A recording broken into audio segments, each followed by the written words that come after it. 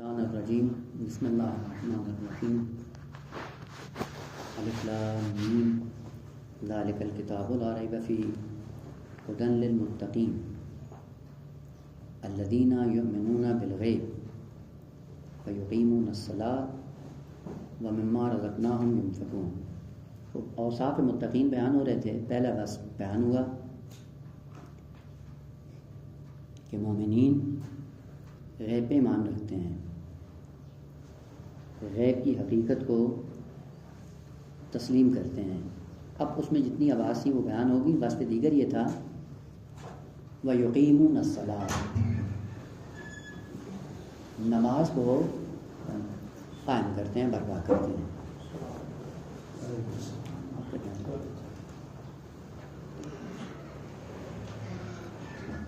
ابھی پہلی بات یہ تھی کہ ہم نے لفظ صلاۃ کو کس معنی میں لیا ہے؟ نماز کے معنی میں۔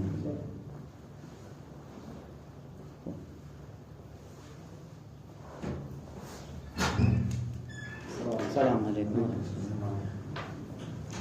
سب سے پہلے آئیں کلمے کی تھوڑی سی حلاجی کر لیں کہ کلمہ معلوم ہو جائے کہ یہ کلمہ کیا ہے۔ الصلاۃ، تو ابھی ہماری بنا کس بات پہ تھی کہ لفظ صلاۃ کا معنی کیا ہے؟ نماز۔ آیا جہاں پہ بھی لفظ صلاۃ استعمال ہوتا ہے اس کا معنی نماز ہے یا نہ؟ موارد کے اعتبار سے اس کا معنی فرق کرتا جائے گا۔ اسی لیے تھوڑا سا لغت کی طرف جاتے ہیں۔ لغت میں یہ کلمہ کیا ہے؟ ناقص واوی بھی ہے اور ناقص یائی بھی ہے۔ صاد لام یا اور صاد لام واو۔ صاد لام یا ہو، ناقص یائی ہو، تو اس کا معنی کیا ہے؟ آگ، جہنم۔ اس لیے قرآن کی آیات ہیں وَتَصْلِيَةُ الْجَحِيمِ، وہی سالہ یا سے ہے۔ تسلیۃ الجحیم یعنی جہنم میں جھونک دیے جائیں گے، پھینک دیا جائے گا آگ میں ان کو۔ اور اگر لفظ صاد لام واو ہو، صلاۃ جس کا مصدر ہے، خوب اس کے تین معنی آگا۔ پہلا معنی کیا ہے؟ صلاۃ بمعنی دعا۔ وہ دعا کیا ہوگا؟ اب یہ قرینے سے پتہ چلے گا۔ مثلا سورہ مبارکہ توبہ میں ہے کہ فَصَلِّ عَلَيْهِمْ إِنَّ صَلَاتَكَ سَكَنٌ لَهُمْ، صلی علیہم، نہ یہ کہ آپ نماز پڑھو، کیا کرو؟ ان کے لیے دعا کرو، کیونکہ آپ کے دعا کے سبب ان کو کیا ہوگا؟ سکون ملتا ہے۔ یا مثلا منافقین کے لیے ایک زمانے تک آیا تھا کہ ایک زمانے تک پیغمبر اسلام صاحب کی نماز جنازہ پڑھاتے تھے، لیکن ایک زمانے کے بعد آیا کہ اس کے بعد منافقین کی نماز نہیں، لا تصلی، ان منافقین کے لیے کیا کریں؟ وہی نماز نہیں ہے، لا یعنی وہی دعا ہے جو نماز جنازے میں دعا ہوتی ہے، اس کو بھی کیا کہتے ہیں؟ نماز۔ وہ دعا ہے در حقیقت، نہ کہ نماز۔ بس ایک معنی لفظ صلاۃ کا، صاد لام واو کا معنی کیا ہے؟ دعا۔ دوسرا معنی جو کہا جاتا ہے نماز، یہ معنی شرعی ہے نہ معنی لغوی۔ معنی لغوی دعا ہی ہے۔ خوب، اب کیا ہوتا ہے کہ کبھی کبھی لغوی معانی اپنے اصلی معنی سے نکل کر کسی اور اصطلاح خاص میں استعمال ہونا شروع ہو جاتے ہیں۔ ان کو کہا جاتا ہے اصطلاح خاص۔ کیا کہتے ہیں اس کو؟ آپ کی علم منطق کی اصطلاح میں کیا کہتے ہیں؟ منقول۔ منقول کیا ہے؟ یعنی معنی لغوی کچھ اور ہے اور جہاں پہ اصطلاح بنا رہے ہیں وہ معنی کچھ اور، البتہ اس شرط کے ساتھ کہ لغوی اور اس منقول معنی میں کیا ہونی چاہیے؟ مناسبت ہونی چاہیے۔ بس صلاۃ کو جب ارکان مخصوصہ میں استعمال کیا جاتا ہے تو ان ارکان مخصوصہ میں بھی دعا کا پہلو موجود ہے، اس لیے لفظ صلاۃ کیا ہے؟ اس اصطلاح شرعی میں استعمال ہوتی ہے۔ بس دوسرا معنی لغوی کہ لغوی معنی سے منتقل ہو کر ایک اصطلاح خاص بن گئی، اور یہ اصطلاح کب بنی ہے؟ کہ جب پیغمبر اسلام نے شریعت لے کر آئے، دین لے کر آئے، دین کے اندر جب اس کی خاص کیفیت بیان کی تو وہ خاص کیفیت کیا تھی کہ یہی ارکان مخصوصہ جس کو ہم تکبیرت احرام سے لے کے سلام تک انجام دیتے ہیں، اس کو قرآن میں اب کیا ہے؟ صلاۃ کہا جاتا ہے۔ خوب، اب جہاں جہاں پہ کلمہ قرآن کے اندر لفظ صلاۃ آیا ہے تو ہر جگہ معنی نماز کا ہوگا؟ اب یہ نہیں ہے، چونکہ قرینہ بتائے گا کہ آیا یہ معنی لغوی کے لیے ہے یا معنی اصطلاحی شرعی کے لیے ہے، وہ جو قرینہ ہوگا اسی کے مطابق عمل کریں گے۔ دیکھیں کہ لفظ عقل، عین قاف لام، عقل، عقل میں اگر لغت میں جا کر معنی دیکھیں تو کیا ہے؟ وہ لغت کے معنی کیا ہے؟ عقل کا معنی ہوتا ہے روکنا، روکنا. اور اسی لیے اقال، اقال سمجھتے کیا ہے؟ عربوں کے اندر ایک اقال ہوتی ہے. کیا چیز؟ نہ اقال ابھی بھی آپ دیکھیں عربوں کے اندر وہ رسم جاہلیت والی اب بھی باقی ہے. اقال وہ رسی ہوتی ہے جو ٹوپی بنا کے سر پہ رکھ لیتے ہیں، ابھی بھی ہے. یہ اچھا لباس پہنتے ہیں اور اس کے اوپر وہ رسی گول بنا کے سر پہ رکھ لیتے ہیں. یہ کیا تھی؟ اسے اقال کہتے تھے. اور زمانے جاہلیت میں ہوتا یہ تھا کہ جب انہوں نے جانور چرانے ہوتے تھے، جانوروں کو لے جاتے تھے صحرا میں اور ساتھ میں ایک رسی رکھتے تھے. وہ رسی اس لیے ہوتی تھی کہ اس سے اونٹ کا یا جانور کا گھٹنا باندھ دیتے تھے کہ ابھی حرکت نہ کرے، اور جب چرانے ہوتے تھے تو وہ رسی اٹھا کے سر پہ رکھ لیتے تھے. اس کو کہا جاتا تھا اقال. جانوروں کو روکنے کے لیے وہ رسی سر پہ رکھ لیتے تھے. اب وہ فیشن اس کا ابھی تک چلتا آ رہا ہے، یہ اقال. اور یہ ایک باس ہے، باس دینی، کہ دین اقال کے ہاتھوں اسیر ہو گیا ہے. اور معصوم کیا کرتا ہے؟ اس اقال سے دین کو آزاد کرواتا ہے. اسی لیے آپ امیر المومنین کا نہج البلاغہ اٹھا کر دیکھیں، واقعی کبھی کبھی امام کی مظلومیت جو ہے وہ سامنے آتی ہے. امام نے فرمایا کہ جب تک بنو امیہ تھے دین اقال کے ہاتھوں اسیر تھا. اب وہاں پہ سمجھ نہیں آتی اقال کیا ہے. اقال سے مراد یہ دوران جاہلیت میں جو ان کی رسمیں تھیں، انہوں نے دین کو بھی اپنی رسومات کے اندر اسیر کر دیا. اور یہ کیا کان الدین کیا ظاہراً اسیراً فی عید الاشرار. اگر اس جملے سے آپ سرچ کریں گے تو مل جائے گا. خوب، اقال روکنے کا ذریعہ ہے، عقل جو روکنے کا ذریعہ ہوتا ہے. البتہ اب جاتے ہیں علوم کے اندر، اب عقل کے لیے اتنی تعریفیں جو بیان ہوتی ہے، کیا ہے؟ اصطلاح. البتہ اصطلاح اس معنی لغوی کے ساتھ ہمراہ ہے. خوب، عقل کو عقل اس لیے کہتے ہیں کہ عقل آ کے کرتا کیا ہے؟ شہوت اور غضب کی زمام کو کنٹرول کرتا ہے. جہاں پہ غصہ آنا چاہیے عقل آ کے روک لیتا ہے، یعنی غضب کو ظاہر نہ ہونے دے. شہوت جہاں پہ ابھرتی ہے تو اس کو آ کر روک لیتا ہے. اس لیے اس طاقت کو عقل کہا جاتا ہے. اس کا کام بھی روکنا ہی ہے، بس بات سے دور نہ جائیں. کیا ہے کہ بعض کلمات ایسے ہیں جو لغوی اعتبار سے ایک معنی میں ہوتے ہیں، لیکن ان کو لغوی معنی سے ہٹا کر اصطلاحی معنی میں استعمال کیا. ان میں سے ایک کلمہ صلاۃ بھی ہے. صلاۃ لغت میں دعا کے معنی میں ہے، لیکن دعا کے معنی میں کب رہے گا؟ قرآن نے استعمال کیا ہے کئی جگہ پہ، لیکن ارکان مخصوصہ کے لیے بھی استعمال کیا، وہاں پہ قرینے کی ضرورت ہے. ہماری مشکل یہ ہے کہ ہم لفظ صلاۃ کا ایک معنی جانتے ہیں، اور اسی ایک معنی کے سبب ہم جہاں بھی قرآن کے اندر الفاظ آتے ہیں ہم انہیں پہ حمل کر کے سمجھتے ہیں کہ ہم نے قرآن کی تفسیر کر دی اور بس ہمارا مدعا ثابت ہو گیا، جبکہ دوسرے معنی سے غافل ہوتے ہیں. اور وہ کیا ہے کہ لفظ صلاۃ کا دوسرا معنی لغت کے اندر کیا ہے؟ پیروی کرنا، تابعیت، کسی کے ہمراہ ہونا. یہ بھی لفظ صلاۃ کا معنی ہے. پس تابعیت، کسی کی پیروی کرنا، یہ بھی لفظ صلاۃ کا معنی ہے. خوب، اب کون سا معنی کہاں پہ استعمال ہوگا؟ جو قرینہ ہوگا اسی اعتبار سے آپ اس کا معنی کریں گے. مثلا سورہ مبارکہ مدثر میں جب بہشت میں بہشتی پہنچ جائیں گے اور ادھر سے جہنمی جہنم پہنچ جائیں گے تو وہاں پہ کیا آئے گا؟ سوال آئے گا. اہل بہشت کی طرف سے سوال کریں گے. کیا کریں گے؟ فی جنات یتساءلون عن المجرمین. جنت میں بیٹھ کے سوال کریں گے ایک دوسرے سے، کیا ہوا بھائی، آپ یہاں ہم وہاں، یہ کیسے ہو گیا سارا سلسلہ؟ یتساءلون عن المجرمین. خوب ان سے سوال کریں گے، ما سلککم فی سقر. وہ کیسے سقر میں پہنچ گئے؟ سالکہ ہوتا ہے خوبصورتی الفاظ کے اندر. سالکہ سین لام کاف جس سے سالک نکلا ہے، سلوک بھی نکلا ہے. سلوک کیا ہے؟ وہ راستہ جو آسانی سے طے ہو جائے اسے کہتے ہیں سلوک. وہ بڑی آسانی سے اتکار جہنم میں پہنچ گئے. کیوں بھائی؟ سقر میں پہنچ گئے. جواب کیا دیتے ہیں؟ لم نکو من المصلین. خمانہ کیا کرتے ہیں کہ ہم نماز نہیں پڑھتے تھے. وہ عجیب، نماز نہیں پڑھی سقر میں پہنچ گئے. یہ وہی مشکل ہے آغا کہ جہاں پہ کلمات کو آدمی گہرائی سے نہیں دیکھتا. جب نہیں دیکھتا مانا اب پھر کیا کرتے ہیں؟ یہ ہم نمازی نہیں تھے، پھر اخلاقیات کی کتابیں لکھنا شروع کر دیتے ہیں. نماز کے یہ فوائد ہیں، یہ ہے وہ ہے، اس کا یوں کرو الا ماشاء اللہ. وہ دقت نہیں کی ہے کہ ما سلککم فی سقر قالوا لم نکو من المصلین، کہ ہم مسلین میں سے نہیں تھے. مانا کیا کہ ہم نمازیوں میں سے نہیں تھے. نہ، یہاں پہ لفظ مصلی نماز کے معنی میں نہیں ہے، بلکہ مطلب بالاتر کو ثابت کرنے کے لیے لفظ مصلی نمازی کے لیے نہیں ہے. یہاں پہ لفظ مصلی کس کے معنی میں ہے؟ اتباع کرنے کے معنی میں ہے، تابعیت کے معنی میں ہے. کیا مطلب؟ یعنی ہم پیروی کرنے والوں میں سے نہیں تھے. نماز کی بات نہیں ہو رہی ہے، بات عمومی ہو رہی ہے، کلن پیروی کی بات ہو رہی ہے. ہم کسی قسم کی پیروی نہیں کرتے تھے. کس کی؟ اہل بیت کی. کس کی؟ امیر المومنین کی.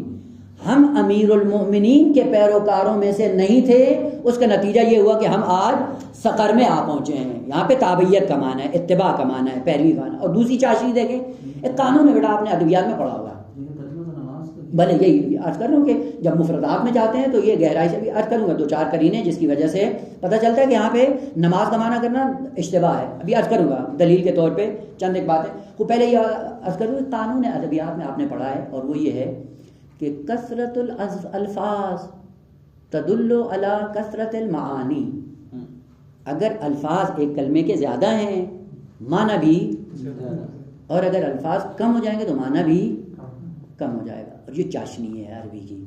آپ جا کر دیکھیں، یہ باب کانا یکونو، کبھی ہوتا ہے یکونو، کبھی ہوتا ہے لم آ جائے تو کیا ہو جاتا ہے لم یکن، اور کبھی یہ نون بھی گر جاتا ہے. کیا کہتے ہیں؟ لم یکو، لم تکو، لم اکو، لم نکو.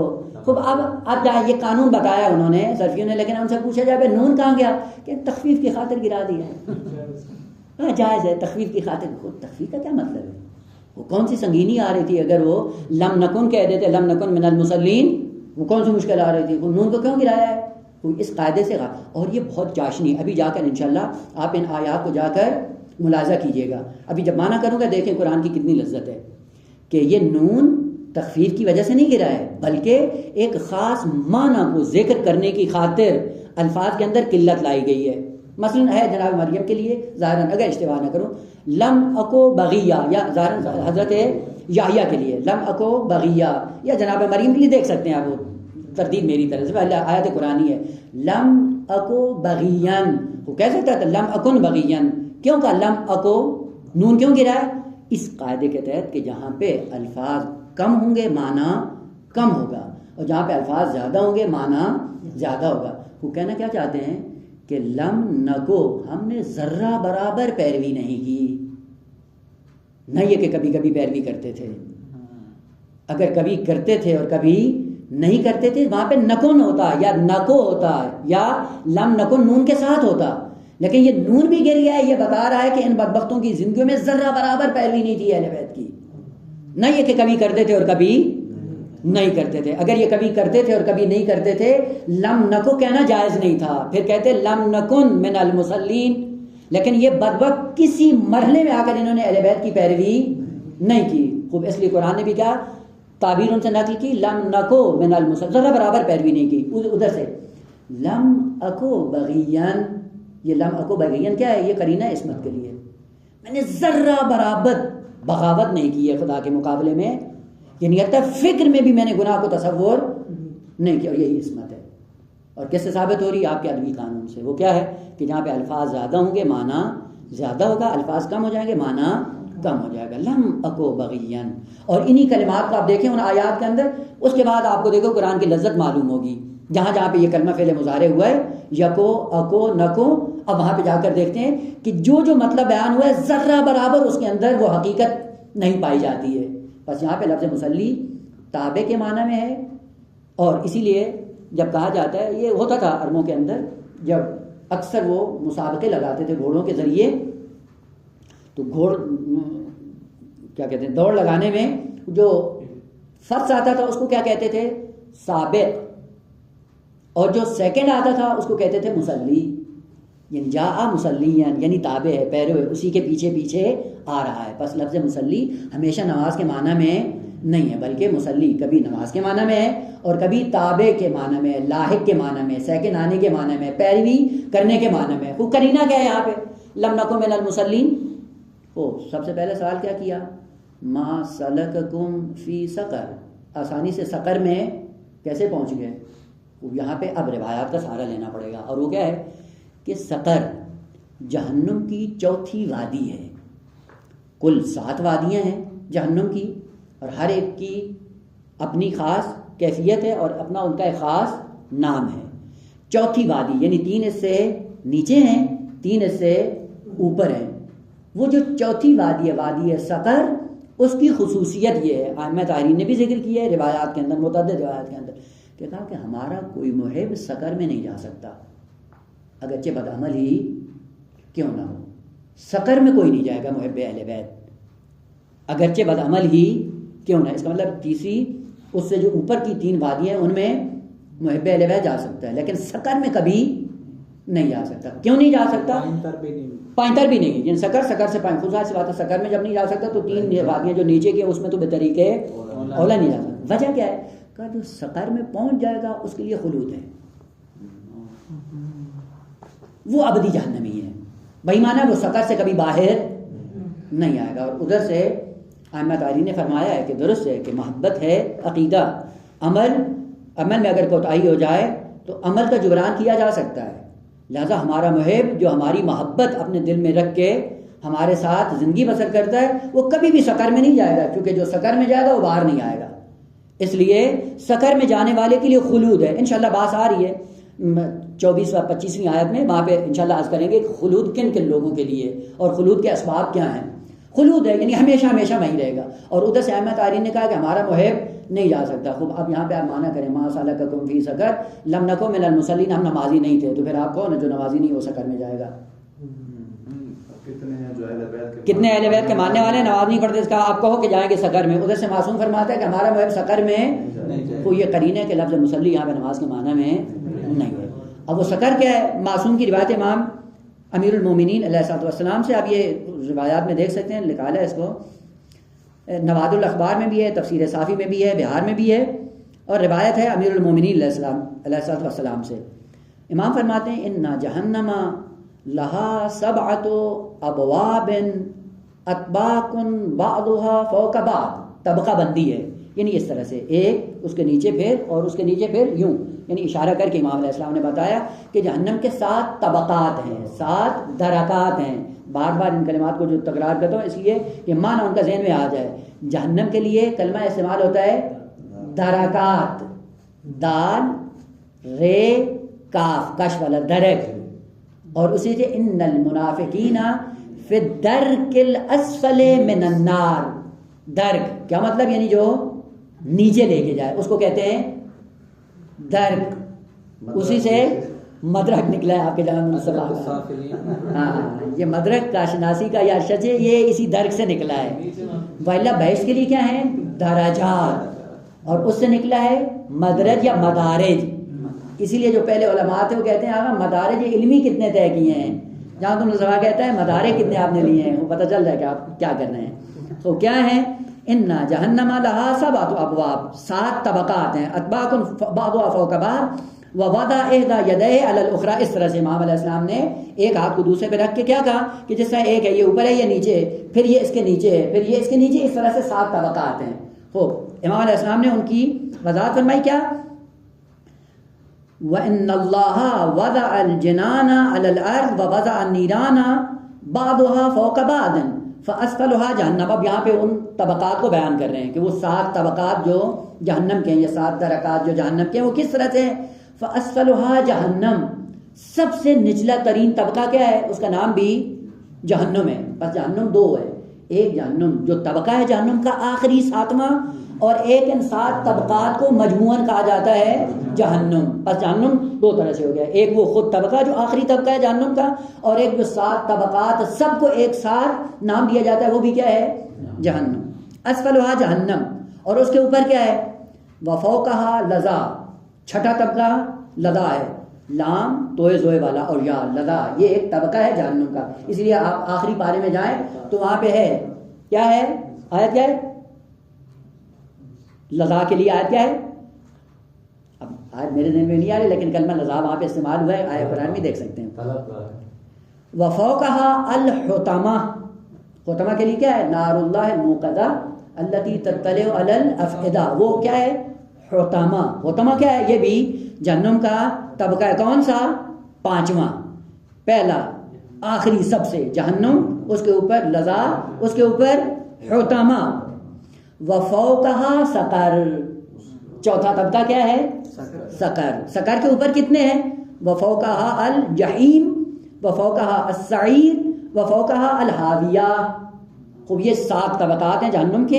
البتہ یہ ذہن میں رہے کہ ان طبقات میں پھر ان کے آگے الگ الگ شعبے ہیں، وادیاں الگ الگ، یہ کلی نام ہے. الگ سے ان کا ایک الگ پھر کئی ایک شعبے ہیں. خدا سب سے پناہ دے اہل بیت کے صدقے میں کہ خوب یہ علمی مطلب ہے. یہ شعبے گناہوں کی اقسام ہیں. بھلے یہ شعبے گناہوں کی اقسام ہیں. جس طرح سے اسی لیے آپ جا کر دیکھیں گے روایات کے اندر کہ بنو امیہ کے لیے خاص طبقہ ہے کہ جہاں پہ صرف یہی ہوں گے خبیث. ان کے عذاب میں کوئی اور شریک نہیں ہوگا. کیوں؟ چونکہ انہوں نے دین کے مسئلے میں جو انہوں نے چپاول کری ہے انہوں نے بھی کسی کو شریک نہیں کیا ہے. خوب عذاب بھی اسی اعتبار سے کہ ان کو عذاب میں شریک نہیں کیا جائے گا. خوب اب آئے بس معنی کر رہے تھے لفظ صلاۃ کا. صلاۃ کیا ہے؟ کا صلاۃ لغت کے اعتبار سے 2 معنی میں استعمال ہوتا ہے. کبھی لفظ صلاۃ صاد لام وا اس کا معنی ہے دعا، اور کبھی صاد لام وا اس کا معنی کیا ہے؟ تابعیت، پیروی کرنا.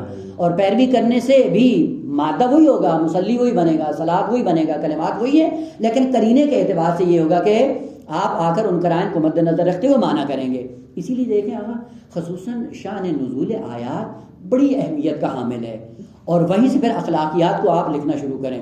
اگر آپ کا شان نزول اور ان آیات پہ تباہر نہیں ہے، آپ کو حق نہیں پہنچتا کہ آپ اخلاقی کتابیں لکھنا شروع کر دیں. مثلا سورہ مبارکہ توبہ میں ہے فَلْيَضْحَكُوا قَلِيلًا وَلْيَبْكُوا كَثِيرًا.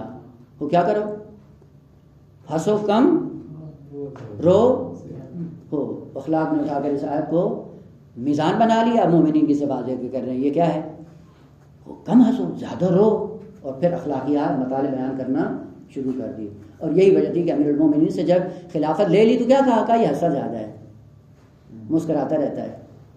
اور ادھر قرآن کیا کہتا ہے؟ فَلْيَضْحَكُوا قَلِيلًا وَلْيَبْكُوا كَثِيرًا. علماء اخلاق نے آنکھیں بند کر کے کتاب اخلاق لکھنا شروع کر دی. کیا کہا؟ مومنین یوں ہوتے نہیں. یہ آیت مومنین کے بارے میں نہیں ہے، یہ کس کے بارے میں ہے؟ منافقین کے بارے میں. منافقین کو کہا جا رہا ہے کہ فَلْيَضْحَكُوا قَلِيلًا وَلْيَبْكُوا كَثِيرًا. جو اعمال تمہارے ان اعمال کے سامنے ہنستے کیوں؟ اسی لیے نہیں رکھا. شورا شوخی کرتا ہے، تبسم میں ہوتا ہے، حالت خوب بشاشت میں ہوتا ہے، سنجیدہ نہیں ہے یہ. اب وہ سمجھتے تھے ابوسن قمطریرہ ہو تو یہ معیار ہے خلافت کے لیے. خوب بھلے جیسا خلیفہ دوم تھا، وہ ایسا منہ بنا ہوا ہے چوڑوں کی طرح، اور جب کوئی آیا سامنے اس کا منہ دیکھ کے ڈر جائے گا یہ خلیفے کی شان ہے. ہاں خلیفے نے لوگوں کے ساتھ مرتبط رہنا ہے، اس کے لیے بشاشیت شرط ہے، مسکراہٹ ہونی ہے اس کے چہرے پہ، یہ ہونا چاہیے. حشاش ہو، بشاش ہو. اسی لیے کیا ہے؟ البشاشت حبالۃ المومن. بشاشت کیا ہے؟ کا مومن کے ہاتھ میں پھندا ہے، جال ہے. کیا کرتا ہے؟ کا بشاشت سے دوسروں کو جذب کر لیتا ہے. وہ یہی ہے جو نہج البلاغہ میں اصول ہے معاشرت امیر المومنین نے بیان کی، وہ یہی ہے. وہ بس خلیفے کے لیے حشاش ہونا ضروری ہے.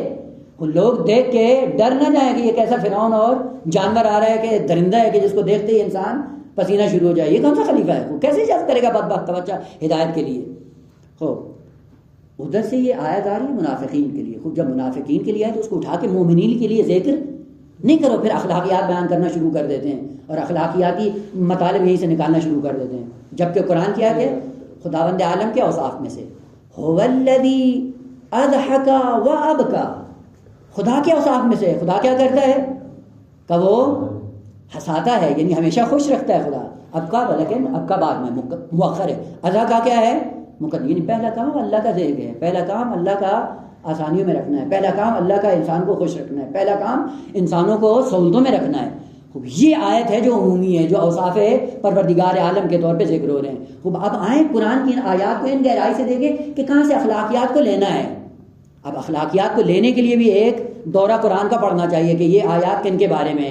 بس یوں نہ کریں اخلاقی کتابیں آئیں فَلْيَضْحَكُوا قَلِيلًا وَلْيَبْكُوا كَثِيرًا، پھر مومنین کو لتاڑنا شروع کر دیں کہ یہ مومن ہی نہیں ہے جو ہمیشہ مسکراتا رہتا ہے. ہمیشہ مسکرانا ہی مومن کی علامت ہے. ہمیشہ مسکرا کر حشاش بشاش رکھنا ہی خدا کے اوصاف میں سے ہے. اور جو خدا کے اوصاف کے مظہر ہیں ان کی زندگی بھی یوں ہی ہے، ہمیشہ مسکراتے ہیں، ہمیشہ حشاش رہتے ہیں، محزون کی حالت میں نہیں ہوتے ہیں، غم نہیں ہوتا، مرے نہیں ہوتے، موت نہیں آتی ان کے چہروں پہ، ہمیشہ حشاش. اور عجیب بات یہ ہے کہ جب مصیبتیں ان پہ آتی ہیں اور واپس آتے ہیں اپنے گھر میں، پتہ ہی نہیں چلتا کہ ان کے یہاں کوئی مصیبت یا غم آیا ہے. اس طرح سے حشاش بشاش رہتے ہیں. یہ ہے اوصاف مومنین میں سے، اوصاف عباد اللہ میں سے. بس یوں نہیں ہے کہ جو بھی آیت لائے فوراً ایک لاٹھی چھانکنا شروع کر دیں اور پھر اخلاقی نکات لکھنا شروع کر دیں. یا اب دوسرا اس سے اور زیادہ المیہ عجیب بات یہ ہے کہ البتہ نام نہیں لیتا ہوں کہ ادب کا تقاضا یہی ہے، وہ بعض لوگوں نے کیا کیا، اخلاقی کتابیں لکھیں اور اخلاقی کتابوں کے لیے جو منبع قرار دیا، نہ قرآن کو لیا نہ روایات معصومین کو لیا، کس کو لے لیا؟ غزالی کی کتاب احیاء العلوم کو منبع بنا لیا اخلاقیات کا، اور اس سے اخلاقیات حوزے میں لکھنا شروع کر دیے۔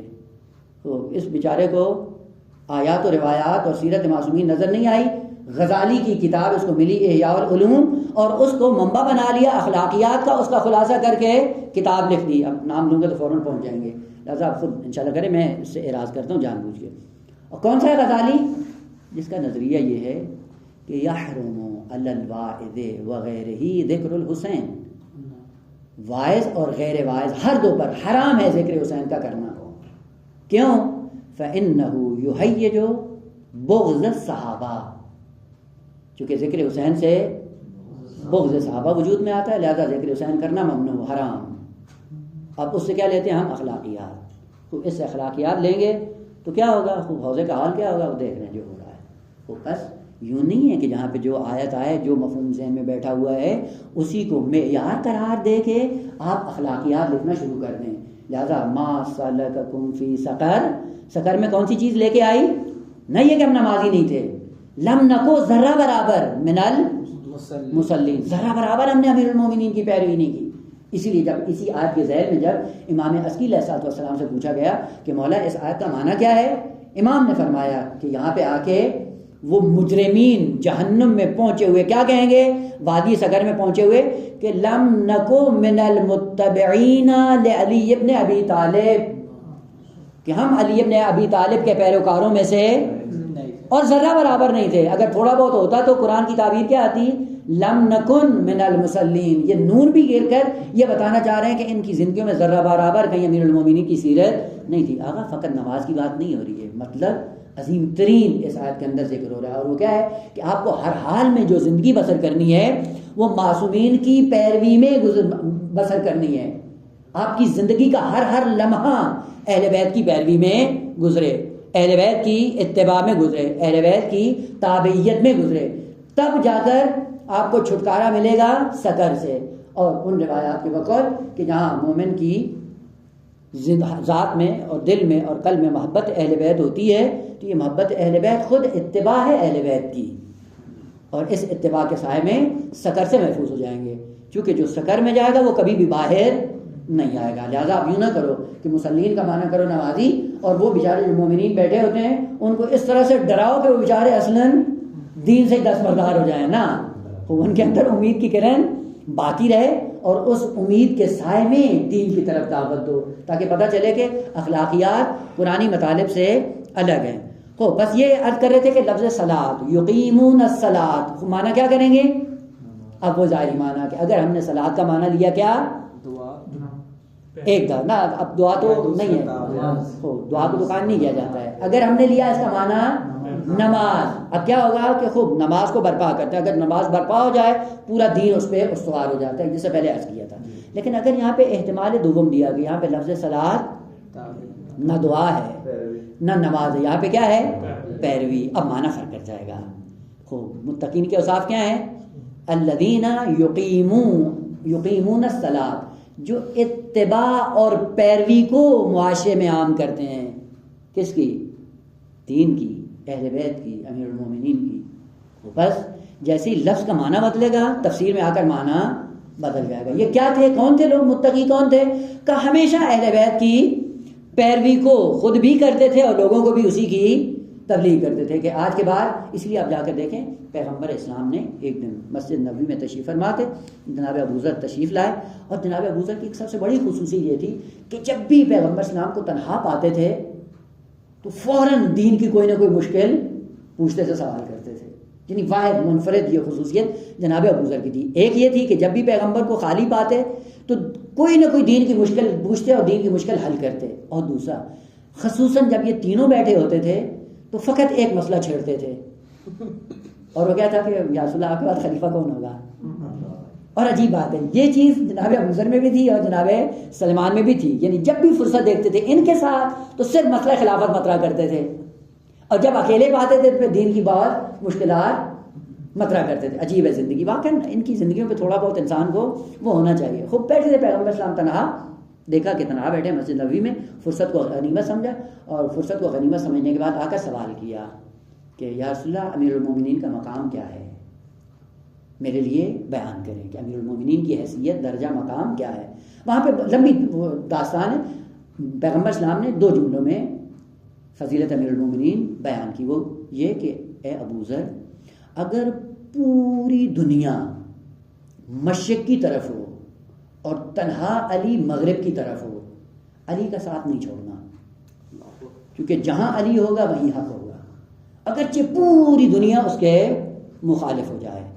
یہ ایک جملہ جو پیغمبر اسلام نے فرمایا. اور عجیب بات یہ ہے کہ جملہ فقط سنا نہیں جناب ابو ذر نے, بلکہ ساری زندگی اسی جملے کو عملی جامہ پہنانے کے لیے ایک لمحہ بھی جناب ابو ذر نے کوتاہی نہیں کی. لہٰذا طویل ہوتے ہیں, کبھی شام کی طرف, کبھی لبنان کی طرف, کبھی ربضہ کی طرف, کبھی کہیں.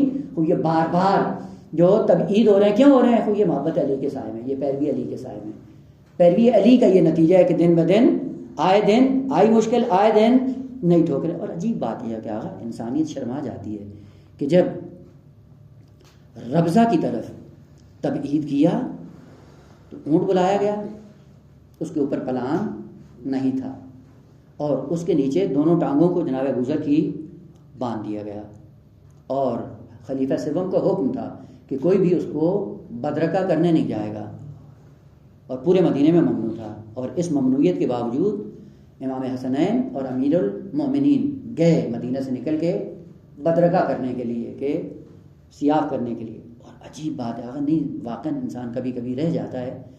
آئے جب مدینے سے سیاف کر رہے تھے امیر المومنین, تو جناب ابو ذر کی دلجوئی کی. خدا ہے غیر معصوم ہے بالآخر, اور غیر معصوم کبھی کبھی مشکلات کا شکار ہو کے ممکن ہے دین سے دستبردار ہو جائے.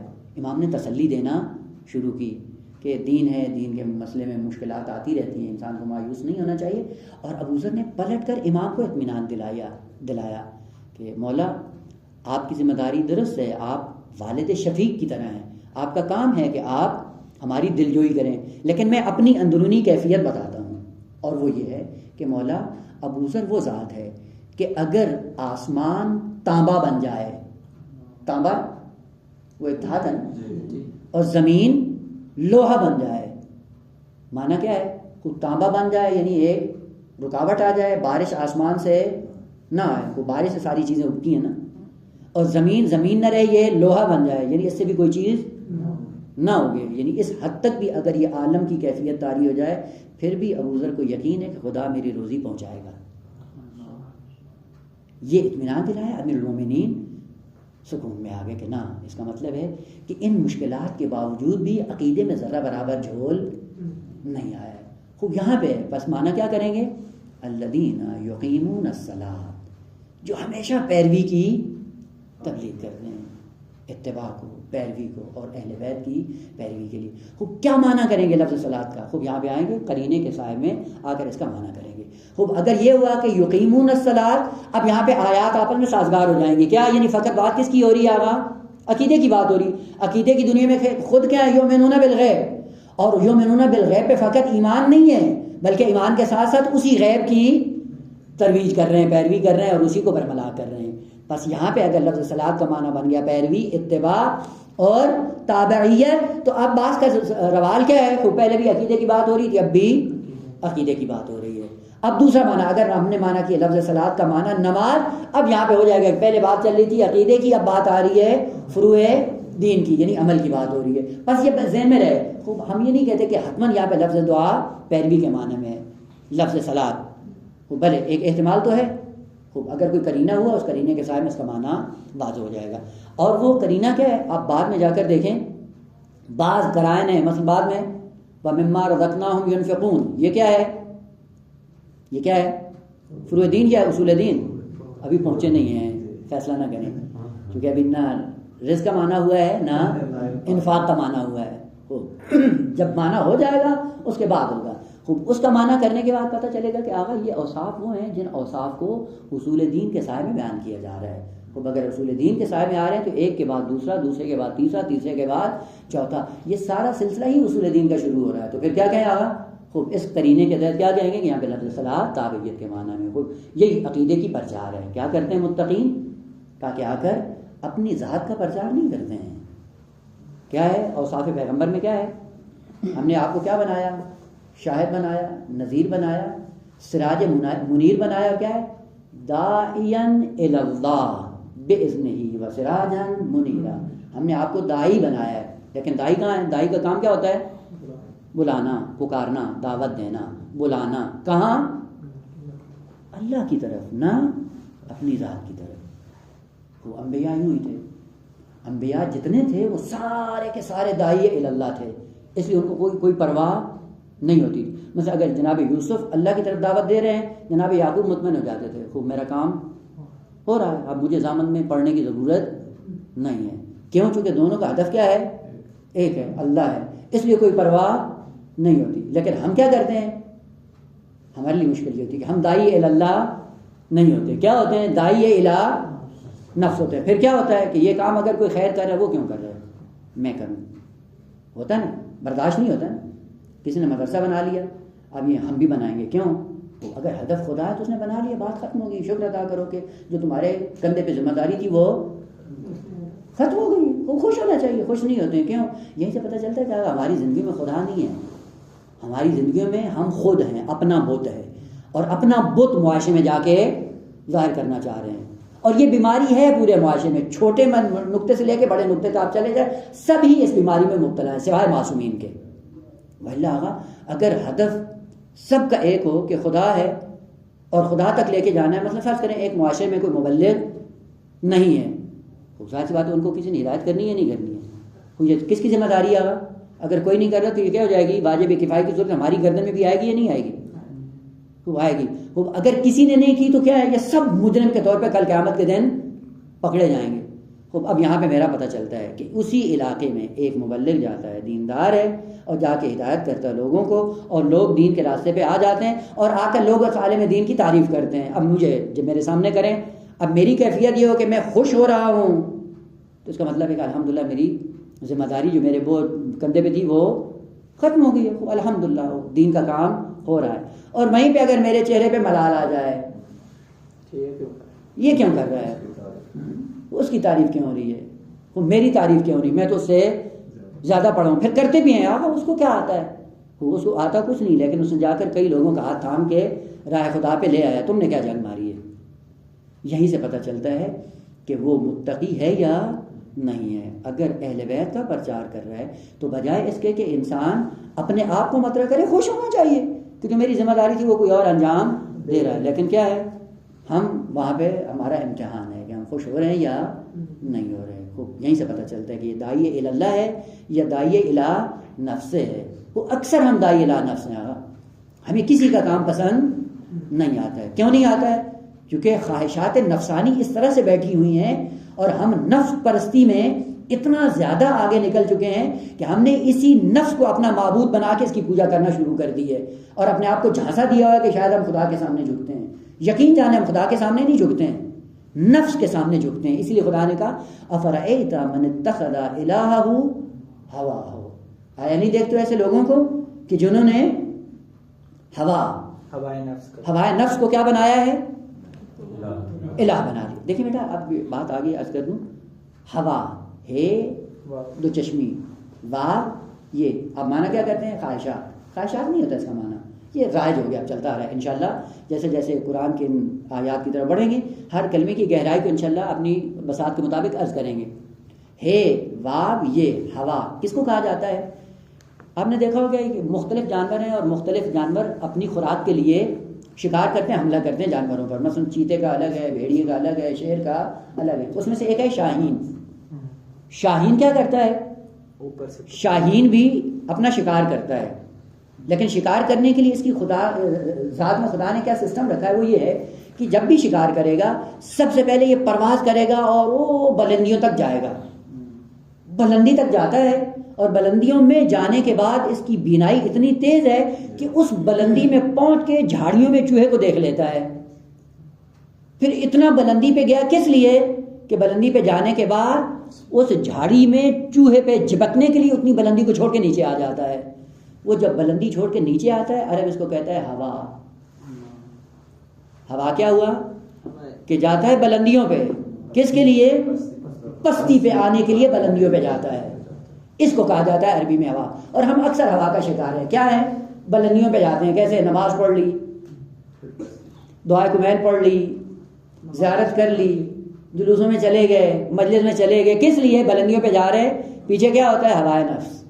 خواہش کیا ہوتی ہے؟ وہ جھاڑی پہ بیٹھا ہوا چوہا، اس پہ نگاہ ہوتی ہے اور وہیں پہ جھپک پڑتے ہیں. اور وہ کیا ہے کہ یہ سارا کچھ کر رہے ہیں، لوگ ہماری تعریف کر رہے ہیں، یہ بڑا نمازی ہے، وہ ہمیشہ ذریع پہ آتا ہے، زیارت کرتا ہے، ماشاء اللہ. مثلا بس اوقات دیکھیں یہ انسان کے اندر ہوتا ہے، جا رہا ہوتا ہے، مثلا دل میں نہیں ہے کہ زیارت کرنی ہے، بی بی کے حرم کے پاس سے جا رہا ہے، 2-4 آدمی ملتے ہیں، وہیں سے اپنا رخ موڑ کے حرم میں آ جاتا ہے. کس لیے؟ تاکہ ان کو پتہ چلے میں بھی بھگبت. یہ بلندی پہ جانے کے بعد نیت کیا ہے؟ وہی ہوا والی. بس ہوا کا معنی کیا ہے؟ بلندیوں پہ جانے کے بعد پستیوں کا شکار رہنا. اور یہ انسان کی خصوصیات ہے. بس ہوا کا معنی خواہشات نہیں ہے. ہوا کا معنی انحطاط کی طرف جانا. مقصد انحطاط ہو. انحطاط میں جانے کا ذریعہ کیا ہو؟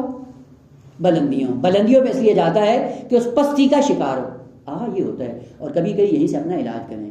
اور وہ یہ کہ کبھی کبھی انکساری بھی ہوا کا مصداق بن جاتی ہے. انکساری کیا؟ مطلب آپ کسی کی تعریف کر رہے ہوتے ہیں، وہ بیچارہ پلٹ کے کیا کہہ رہا ہوتا ہے؟ نہیں جی ہم تو کچھ بھی نہیں ہیں. وہ یہ کیوں کہہ رہا ہے؟ تاکہ کل کو تعریف کرے میں بڑا. یہ انکساری بھی گناہ ہے اس بدبخت کے لیے. بہت بڑا متواضع ہوں. نہیں ہو. امیر المومنین کے سامنے ایک شخص آیا اور اس نے فضائل پڑھنا شروع کیا. امیر المومنین کیا فرمایا کہ میں وہ نہیں ہوں جو تیرے کلمات کے جھانسوں میں آ کر اپنے آپ کو خراب کر بیٹھوں. جو تو کہہ رہا ہے زبان سے میں اس سے کہیں زیادہ بلند ہوں. یہ جو تو کہہ رہا ہے، معذرت، جو تو زبان سے کہہ رہا ہے اس سے میں کہیں کمتر ہوں، لیکن یہ یاد رکھ جو تیرے دل میں ہے اس میں کہیں بلند ہوں. یعنی دل میں عقیدہ نہیں تھا امیر المومنین کا، زبان سے چاپلوسی کر رہا تھا. چاپلوسی کرنے میں ایسے کلمات انتخاب کر رہا تھا جو الوہیت کی منزل تک امام کو ذکر کر رہا تھا. وہ امام نے کہا خبردار میں تیرے جھانسے میں نہیں آنے والا ہوں. جو تیری زبان پہ میں سے کم ہوں، میں الوہیت کے درجے پہ نہیں ہوں، لیکن بدبخت تو دل میں میری محبت بھی نہیں رکھتا ہے، میں اس سے کہیں بلند ہوں. اتنی معرفت انسان کے پاس ہونی چاہیے. اسی لیے آپ جا کر دیکھیں کہتے ہیں خمینی کیوں کرتے ہو؟ وہ خمینی وہی ہے کہ جو پیرو اہل بیت ہے، تابع اہل بیت ہے. اب اس کو جا کر دیکھیں شہید بہشتی نے، باس نکل گئی آتے ہیں واپس. شہید بہشتی کو بہت زیادہ لوگوں نے ستایا اور شہید بہشتی گئے اور اپنا استعفیٰ نامہ لکھ کے امام کو دے دیا کہ اس کے بعد میرے اندر سکت نہیں ہے. اتنی یہ تہمتیں لگاتے ہیں، اتنے یہ رکاوٹیں ڈالتے ہیں کہ اب میرے اندر سکت نہیں ہے کہ میں اب اس کے بعد دین کا کام کر سکوں. اس کے بعد تھوڑی دیر بعد امام کو تقریر کرنی تھی تو امام نے کہا بیٹھو. استعفیٰ اپنا ہاتھ میں لے لیا، کہا بیٹھو ابھی دیکھتے ہیں کہ آپ کا استعفیٰ قبول ہے یا نہیں ہے. بٹھائے رکھا اور اس کے بعد جب ٹائم ہوا امام آئے، انہوں نے اپنا حسینیہ جماران میں سورانی کی تو ان کا ہاتھ پکڑا، کہا میں ساتھ چلو. شہید بہشتی کو ساتھ لے کے آئے اور جیسے ہی وہ اندر آئے حسینیہ کے جو اب دیکھیں وہ جالے ہیں، پھر وہ کھڑے ہو جاتے ہیں. وہ کیا ہے؟ وہ ہاں میں ماں ہمیں سرباز ہے تم فلاں فلاں، یہ جان بھی قربان ہے، خون بھی دے دیں گے، سب کچھ دے دیں گے. تو امام نے شہید بہشتی کے کان میں کہا یہ سن رہے ہو؟ اب یہ کتنے لوگ ہیں اور یہ سارے کیا کہہ رہے ہیں؟ جان بھی خمینی پہ قربان ہے، یہ جان قربان کرنے کے لیے سب نعرے لگا رہے ہیں. ابھی اگر اسی وقت یہ سارے مل کے کہیں مرد آباد خمینی، مجھے کوئی پرواہ نہیں ہے. یہ سارے اس وقت مجھے کہیں مرد آباد خمینی، مجھے کوئی پرواہ نہیں، کیونکہ نہ ان کی خوشی کے لیے کیا ہے، نہ ان کی غمی کے لیے. نہ ان کی خوشی سے خوش ہوتا ہوں، نہ ان کے گالیوں سے پریشان ہوتا ہوں. اسی وقت کہتے ہیں شہید بہشتی نے استعفیٰ لے لیا، جیب میں ڈالا، چلے گئے.